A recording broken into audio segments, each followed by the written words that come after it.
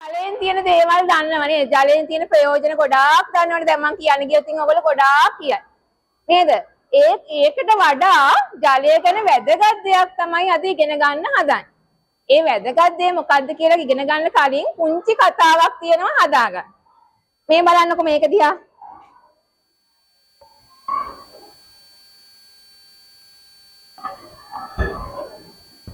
ඔන්න මොකද්ද තියෙන්නේ? ටිකී කියලා ජල බිඳුවක් තියෙනවා. මේ ජල බිඳුව ඉන්නවලු ගඟේ සතුටින් පාවි. වතුර නේද? වතුර ගඟේ වතුර ගොඩාක් තියෙනවා. ඒකේ ඉන්න ජල බිඳුවක් තමයි ටිකී කියලා කියන්නේ. මෙයා ඊට පස්සේ මොකද වෙන්නේ කියලා කතාවක් ගොතන්න තමයි තියෙන්නේ ඔයගලන්. ඒ කතාව මේ බලන්නකො මෙන්න මේක දිහා බලාගෙන ගොතලා පෙන්නන්න මට. ඔන්න තියෙනවා ලස්සන රූප ටිකක්. ඕකේ අංක දාලා තියෙනව නේද? 1 2 3 කියලා. මේ වගේ රූප බලාගෙන ඔයගොල්ලෝ පුංචි කාලේ කතන්දර ගොතනවා. දැන් ලස්සන කතාවක් ගොතා ගන්න මම මුලින්ම කතාව කියන දෙන්නට අවස්ථාව දෙනවා කතාව කියන්න. චුට්ටි වෙලාවක් දෙනවා කතාව හදා ගන්න. රූප තුන දිහා බලලා 1 2 3 පිළිවෙලට කතාව හදා ගන්න. දැන් ටිකී තමයි අර ඉන්නේ පේන්න. hina වෙලා ඉන්නේ ටිකී කියන ජල බිඳුව. වතුර බිඳුව තමයි අර ඉන්නේ. අත උස්සන්න හදාගත්ත එක්කෙනා එක්කෙනෙක් හදාගෙන තියෙනවා. තව චුට්ටක් තව වෙලාව දෙනවා අනිත් තව එක්කෙනෙක් අත උස්සන්න. දැන් මුලින්ම කියන්නේ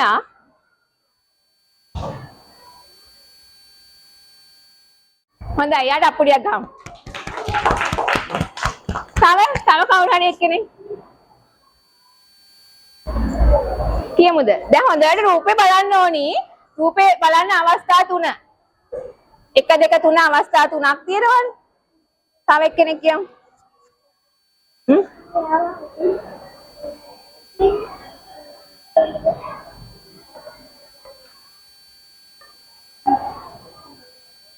හරි කියමු. හයියෙන් චුට්ටක් හයියෙන් කියන්න සද්ද ඇහෙන්නේ.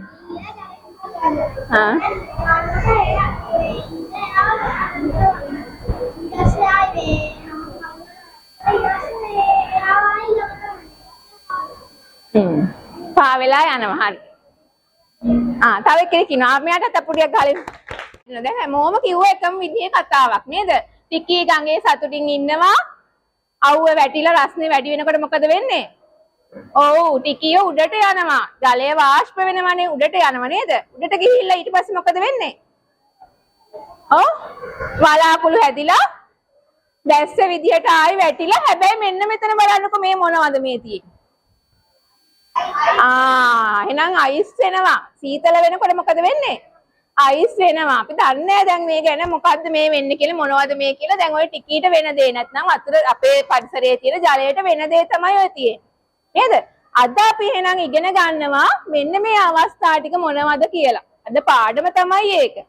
ඒකට තියෙන පුංචි ක්‍රියාකාරකමක් කරන්න ඔයාලා කට්ටියටම එකතු වෙලා ක්‍රියාකාරකම කරද්දී කට්ටියත් එක්ක එකතු වෙලා හැමෝම මේ හැම දෙයක්ම කරන්න තියෙන දේවල් බලන්න ඕනේ. සහයෝගයෙන් වැඩේ කරන්න ඕනේ. කතා බහ කරලා ඊළඟට ඒක ඉදිරිපත් කිරීමකට සූදානම් වෙන්නත් ඕනේ. හරි නේද?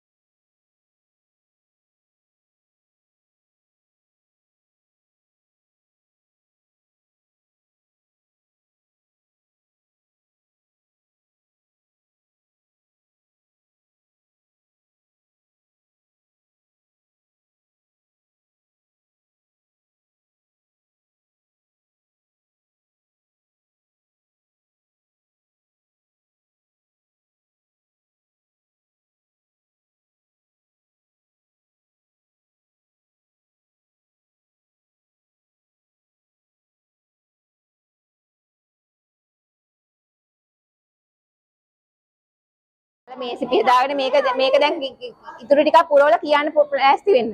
කවුද කියන්නේ කියලා? අපි පරීක්ෂණය මෙන්න මෙහෙම කළේ කියලා. ඈ මේ ටික දැන් අයින්ට කරන්න.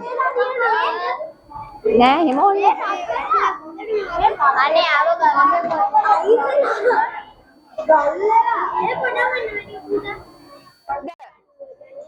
දැන් එක අය හොයාගත්තේ මොනවද කියලා කියන්න ඕනේ. අනිත් අය දන්නේ නැහැනේ කලේ මොකද්ද කියලා. කරන්න තිබ්බ දේ මුලින් කියන්න ඕනේ. අපි කරපු නිරීක්ෂණයේ ඔව් මුලින් කලේ එක කියන්න.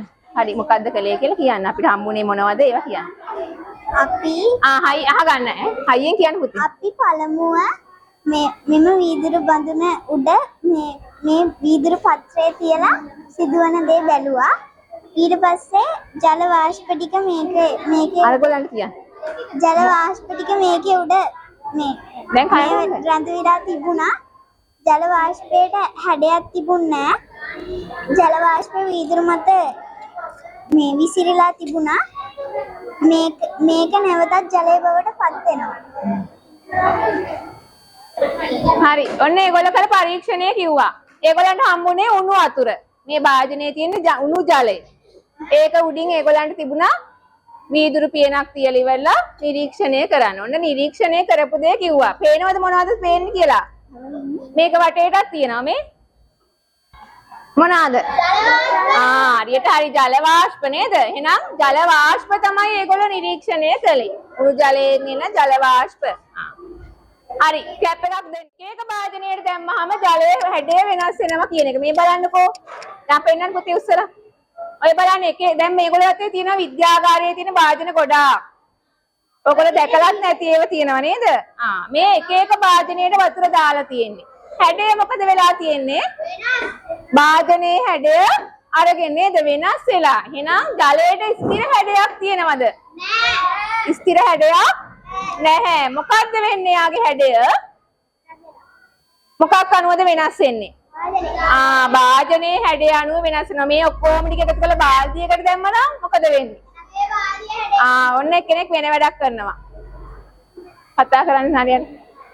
ඕන්නේ. භාජනයේ හැඩය ගන්නවා. එහෙනම් ජලය කියලා කියන්නේ ස්ථිර හැඩයක් නැති අඩංගු භාජනයේ හැඩය ගන්න දෙයක් කියලා මතක තියාගන්න ඕනේ. එහෙනම් මේ තියෙන ජලය කියන ජලයේ ද්‍රව අවස්ථාව දියරමය අවස්ථාව තමයි මේ තියෙන්නේ. හරි. අයිස් කැට. එහෙනම් අයිස් කැට ඒගොල්ලන්ට අල්ලලා බැලුවාම ඒගොල්ලන්ට දැනෙච්ච දේ ඊළඟ අයිස් කැට ටිකක් වෙලා තියෙනකොට මොකද වෙන්නේ? ඔව් තියෙනකොට මොකද වෙලා තියෙන්නේ? දිය වෙලා සීතල වෙනකොට අයිස් කැට හැදෙනවා. උණුසුම් වෙනකොට මොකද වෙන්නේ? දිය වෙනවා. දැන් පුතේ දැන් තියන්න ඕක.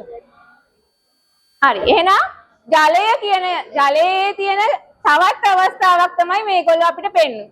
මොන අවස්ථාවද? ජලයේ තියෙන අයිස් කියලා කියන්නේ ස්ථිර හැඩයක් තියෙනවද නැද්ද? හැඩයක් තියෙනවා. එහෙනම් එයා ජලයේ අපි කියන මොන අවස්ථාව කියලාද? ජලයේ මොන අවස්ථාවද? ස්ථිර හැඩයක් තියෙන අවස්ථාව? ඝන අවස්ථාව. එහෙනම් ජලයට තියෙනවා ඝන අවස්ථාව ඉන්නවා. ඊළඟට ද්‍රව අවස්ථාව ඉන්නවා. ඊළඟ එක මොකද්ද? වායු අවස්ථාවේ ඉන්නවා. එහෙනම් මේගොල්ලොත් හොඳයි. යන්න මාඩුවේ. අපි අද ඉගෙන ගත්ත පාඩම. ජලයේ භෞතික ආකාර. අපි ඔකට කියනවා ජලයේ භෞතික ආකාර. දැන් අපි අර ටිකී කියන ජලයට වෙච්ච දේ තමයි මුලින්ම පාඩමට ආවේ. නේද? ටිකී කියන ජල බිඳුවට වෙන්නේ මොකද්ද කියලා. නේද? එහෙනම් ටිකී කියන ජල බිඳුව ගඟේ තිබුණා. ඊළඟට උඩට ගියා ඉරේලිය හින්දා රස්නේ හින්දා. නේද? ඊට පස්සේ මොකද උනේ? ආයි වැස්සත් එක්ක වතුරට වැහැලා අයිස් බවට පත් වුණා. එහෙනම් ජලයට තියෙනවා ඝන, ද්‍රව, වායු කියලා අවස්ථා තුනක්. මොනවද තියෙන අවස්ථා තුන? ඝන අවස්ථාවේ කොහොමද ඉන්නේ? අයිස් හරියට හරි. ද්‍රව අවස්ථාවේ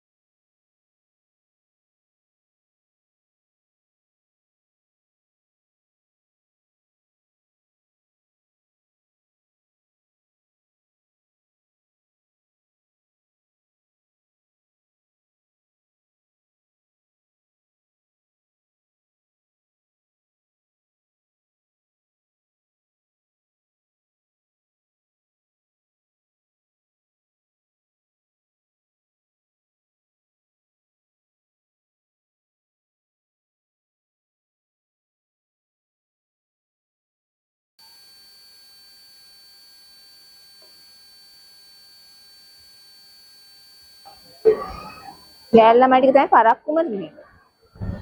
කියව ඉන්න ටික තමයි පරක්කුම ටික.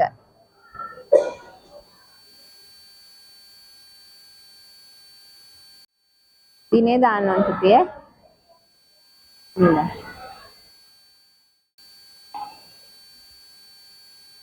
ඇති වෙන්න පුළුවන් නේද? එහෙම කාලවල එනවා. අවුව වැඩි වුණාම වතුර හින්දෙනවා. නේද? එතකොට නියඟය වගේ ආවම වතුර අඩුයි. එතකොට අපි තියෙන ජලය මොකද කරගන්න ඕනේ? බොන්නේ නැතුව තියාගෙන ඉන්න හොඳ? නෑ. මොකද්ද කරන්න ඕනේ? අපතේ යවන්න හොඳ නෑ. අපි අර පිරිමැස්මෙන් පාවිච්චි කරන්න ඕනි. ඔන්න තව දෙයක් අද ඉගෙන ගත්ත පාඩමට අමතරව අපිට වැදගත් දෙයක්. එහෙනම් පාඩම ඉවරයි. හැමෝටම පොත් ටික දාගන්න දැන්.